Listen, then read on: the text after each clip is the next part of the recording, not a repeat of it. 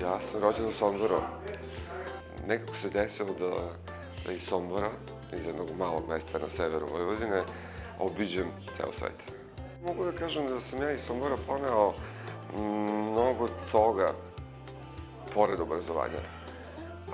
Ponovno mislim da smo mi Somborci poseban mentalitet, posebna jedna kultura koja je toliko prepoznatljiva.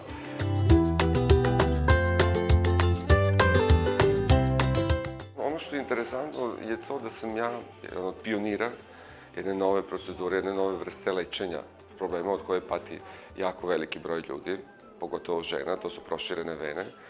Taj problem je bio rešavan u prošlosti procedurom koja je bila dosta zahtevna za pacijenta. Današnje procedure koje sam ja uveo su mnogo lakše, odnosno radi se o laserskim operacijama i dogodilo se to da trenutno imamo najveći broj operacija vena na svetu. Iako je Sombor možda za neke velike gradove mali grad, opet se ponosan kažem da sam iz Sombora i pokušam uvek da objasnim šta znači biti Somborac. Ja bih to možda rekao da imamo jedan stepen finoće, jedan stepen prefinjenosti koju je teško naći na drugom mestu.